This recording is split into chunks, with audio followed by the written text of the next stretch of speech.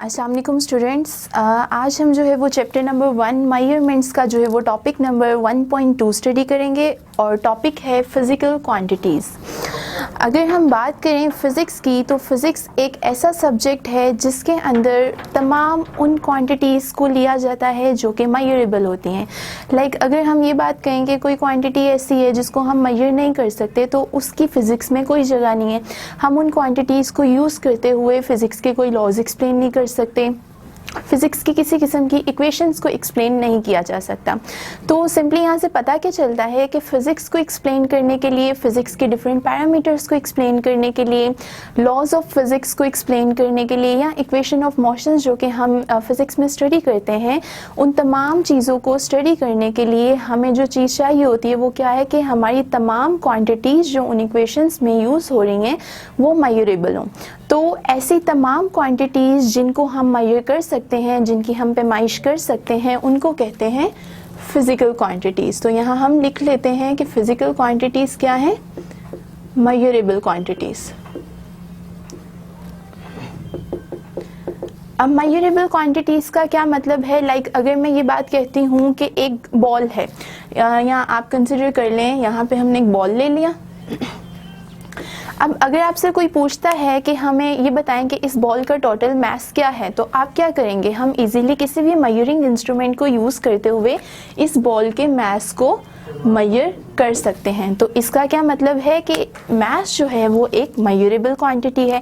Same इसी तरह के अगर आपसे कोई पूछता है कि इस वक्त क्या टाइम हो रहा है, तो हम घड़ी देखते ही फौरी तौर पे बता देते हैं कि इस ड्यूरेशन पे क्या टाइम हो रहा है। तो इसका मतलब है कि यहाँ पे हमारे पास जो टाइम है वो भी क्या है, एक मेजरेबल क्वांटिटीज़ हैं। तो फिज़िक्स बेसिकली इसी चीज़ का नाम है, ऐसी स्टडी का नाम है जिसमें हम तमाम उन क्वांटिटीज़ के साथ डील कर सकते हैं जिनकी मेजरमेंट्स जो हैं वो पॉसिबल होती हैं। अब मेजरमेंट्स पॉसिबल हैं तो इसका इस्तेमाल क्या है? जैसे मैंने अभी बताया कि वो तमाम क्वांटिटीज़ जो कि मेजरेबल होती हैं उनको हम यूज़ कर सकते हैं लॉज ऑफ फिज़िक्स को एक्सप्लेन करने के लिए। इसके अलावा डिफरेंट इक्वेशंस ऑफ फिज़िक्स को एक्सप्लेन करने के लिए, ठीक है। तो तमाम वो क्वांटिटीज़ जिनको हम मेजर कर सकते हैं उनको हम फ़िज़िकल क्वांटिटीज़ कहते हैं। और ये वो तमाम क्वांटिटीज़ हैं जिनके ज़रिए से हम लॉज ऑफ फिज़िक्स भी एक्सप्लेन करते हैं और साथ ही साथ डिफरेंट टाइप की इक्वेशंस ऑफ फिज़िक्स को भी हम एक्सप्लेन कर सकते हैं। इसकी एग्जांपल अगर मैं यहाँ पे लूँ तो मैं एक बहुत फेमस लॉ ऑफ फिज़िक्स लेती हूँ, that is Newton second law of motion. तो Newton second law of motion हमारे पास क्या है? It is F is equivalent to ma। इसमें आप देख रहे हैं हमारे पास तीन तरह की क्वांटिटीज़ आ रही हैं, लाइक फोर्स है, मास है, एक्सेलरेशन है। तो हमें पता है कि हम मास को भी मेजर कर सकते हैं, हम बॉडी की एक्सेलरेशन को भी मेजर कर सकते हैं, और हम जो है वो अगर हमें ये पता है कि एक बॉडी है जिसका मास लेट सपोज 10 kg के इक्वल आ रहा है, ठीक है, और उस बॉडी के अंदर जो एक्सेलरेशन प्रोड्यूस हो रही है डेट इज़ 20 मीटर पर सेकेंड स्क्वायर। इन दोनों को जब हम मल्टीप्लाई करेंगे तो हमारी जो फोर्स का आंसर है वो क्या आ जाएगा? डेट इज़ 200 kg मीटर पर सेकेंड स्क्वायर। इसको हम सिंपली 200 न्यूटन भी लिख सकते हैं। तो यहाँ से हमने क्या देखा कि जब हमारे पास कोई भी क्वांटिटीज़ मेजरेबल होती हैं जिनकी हम मेजरमेंट कर सकते हैं तो लॉज को एक्सप्लेन करना बहुत ज़्यादा इजी हो जाता है। तो हमने इसकी सिंपली राइट हैंड साइड को सॉल्व किया और लेफ्ट हैंड साइड का आंसर हमारे पास जो है वो आ गया। तो ये बेसिकली सिग्निफिकेंस है हमारे पास फिज़िकल क्वांटिटीज़ को यूज़ करने की। अब अगर यहाँ पे मैं ये बात कहूँ कि इस पूरी इक्वेशन को हम एज इट इज़ रहने देते हैं और मैं कहती हूँ कि लेट्स सपोज कि एक्सेलरेशन एक ऐसी क्वांटिटी है जिसको मेजर करना बहुत मुश्किल है और उसको हम मेजर नहीं कर सकते, तो हमें नहीं पता एक्सेलरेशन यहाँ पे क्या है। तो आप खुद सोचें, क्या हम फोर्स की वैल्यू इंडिकेट कर सकते हैं कि इस टाइम फोर्स जो है वो हमारे पास क्या होगी? तो इसका मतलब है जब तक एक्सेलरेशन अननोन है तो फोर्स की वैल्यू तो हम इस फॉर्मूला से निकाल ही नहीं सकते। तो इसी वजह से लॉज ऑफ फिज़िक्स एक्सप्लेन करने हो, इक्वेशंस ऑफ मोशन या इक्वेशंस ऑफ फिज़िक्स एक्सप्लेन करनी हो, तो तमाम वो क्वांटिटीज़ इस्तेमाल की जाती हैं जिनकी मेजरमेंट्स जो हैं वो पॉसिबल होती हैं, और ऐसी तमाम क्वांटिटीज़ को फ़िज़िकल क्वांटिटीज़ कहते हैं। इसकी अगर हम एग्जांपल लें तो हम ये कह सकते हैं कि फिजिकल क्वांटिटीज़ में बहुत सी क्वांटिटीज़ हैं, लाइक लेंथ है, मास है, टाइम है, फोर्स है, एक्सेलरेशन है, मोमेंटम है। लेकिन फॉर द टाइम बीइंग हमने इन तमाम क्वांटिटीज़ को, जिनको अभी मैंने मिक्सअप करके बोला, इनको हमने दो कैटेगरीज में डिवाइड कर दिया है अपनी ईज के लिए, ठीक है। तो ये जो दो क्वांटिटीज़ हैं वो क्या हैं? Number 1 is base quantities and the number 2 is derived quantities.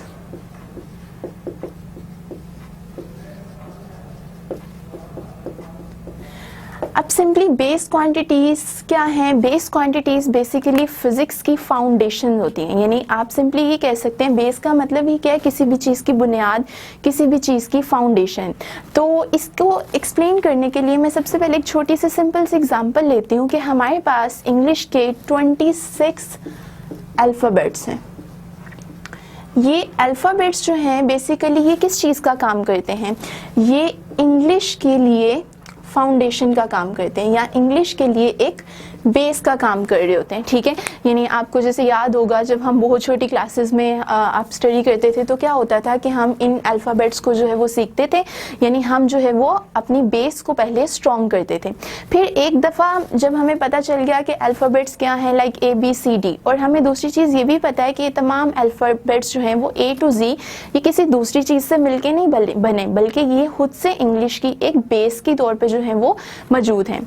लेकिन जब हमें इन तमाम अल्फ़ाबेट्स की इंफॉर्मेशन आ जाती है तो हम इन अल्फ़ाबेट्स को मिला के बहुत से नए वर्ड्स बना लेते हैं। लाइक हम अगर 3 से 4 अल्फ़ाबेट्स को मिलाएं तो हमारे पास कार आ जाएगा, हमारे पास फिज़िक्स का वर्ड आ जाएगा, सेम इसी तरह हम बियर लिख सकते हैं।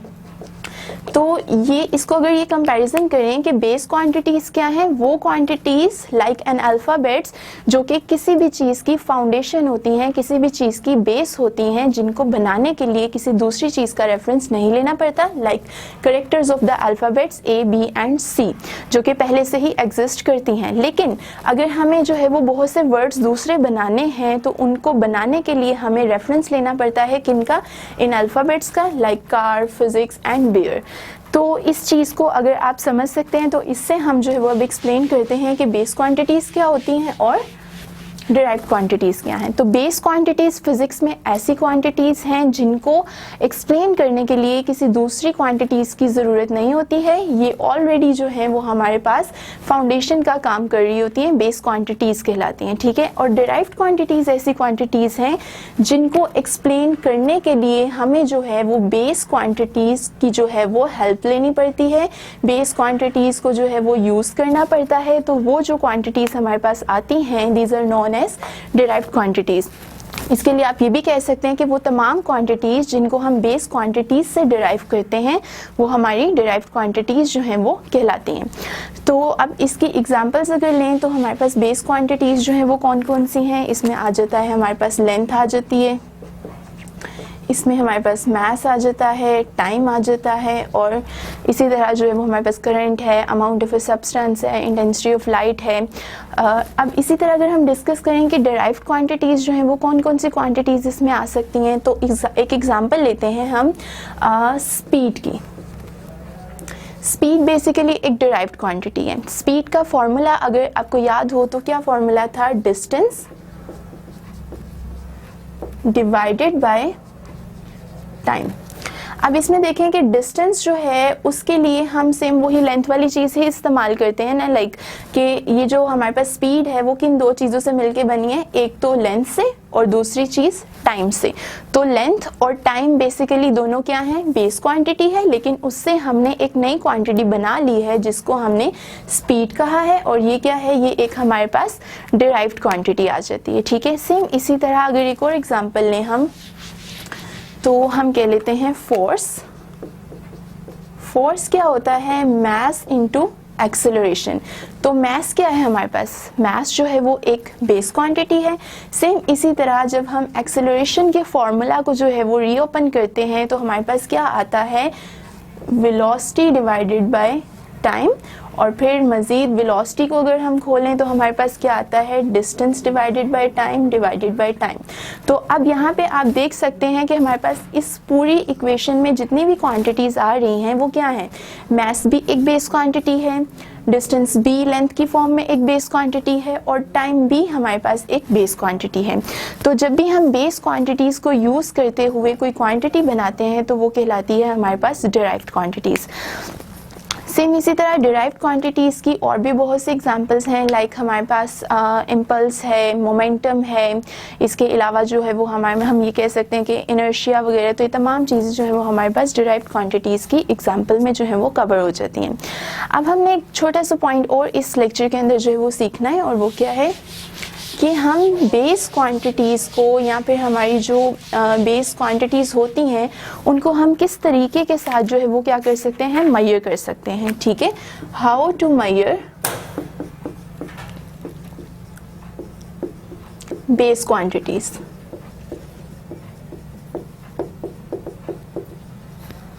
कि बेस क्वांटिटीज़ को बेसिकली जो है वो किस तरीके से मेजर किया जा सकता है। तो बेस क्वांटिटीज़ को मेजर करने के लिए हम सबसे पहले एज्यूम कर लेते हैं कोई भी एक बेस क्वांटिटी जिसको हम मेजर करना चाहते हैं। तो मैंने यहाँ ले लिया कि जो बेस क्वांटिटी मुझे यहाँ पे मेजर करनी है, लेट्स सपोज कि वो लेंथ है। ठीक है, और लेंथ के लिए जो हम कह सकते हैं कि इसको हम जो है वो अपनी बेस क्वांटिटी ले रहे हैं और इसकी हम क्या करना चाहते हैं, यहाँ पे मेजरमेंट करना चाहते हैं। अब हम ये स्टेप सीखेंगे कि किस तरह से हम इस लेंथ को मेजर कर सकते हैं। तो इसके लिए जो सबसे पहला पॉइंट है वो क्या है, सिलेक्शन ऑफ स्टैंडर्ड। कि अगर आपको किसी भी चीज़ की लेंथ मेजर करनी है तो लेंथ मेजर करने के लिए आपके पास कोई ना कोई एक स्टैंडर्ड मौजूद होना चाहिए जिसके ज़रिए से आप किसी भी बॉडी की जो है वो लेंथ मेजर कर सकते हो। इसके लिए मैं आपके पास एक एग्जांपल लेती हूँ जिससे आपको ये पॉइंट जो है वो क्लियर हो जाएगा कि आप किसी जो है वो कपड़े की दुकान पे गए हो, ठीक है, और वहाँ से आपको जो है वो कुछ कपड़ा खरीदना है। तो आप शॉपकीपर को कहोगे कि लेट्स सपोज हमें जो है वो 5 मीटर लेंथ का जो है वो हमें कपड़े का पीस जो है वो चाहिए। ठीक है, तो आपने बता दिया कि हमें जो है वो बेसिकली क्या मेजर करना है, यहाँ पे लेंथ को मेजर करना है। 5 मीटर का जो कपड़ा है वो हमें चाहिए। तो उसके लिए जो हमारा शॉपकीपर होगा उसने अपने पास एक रखी होगी यॉर्डस्टिक। उस यॉर्डस्टिक्स के रेफरेंस को लेते हुए वो क्या करेगा, कपड़े की पैमाइश करेगा, यानी हमारी डिमांडेड लेंथ को जो है वो क्या करेगा, मेजर करेगा। तो इन शॉर्ट वो हमारी बेस क्वांटिटी को क्या कर रहा होगा, यहाँ पे मेजर करेगा। तो यहाँ एक जो यार्डस्टिक है वो किस चीज़ का काम कर रही है, वो एक स्टैंडर्ड का काम कर रही है। ठीक है, तो इसी का जो सेकेंड पॉइंट है वो है एस्टेब्लिशमेंट ऑफ प्रोसीजर।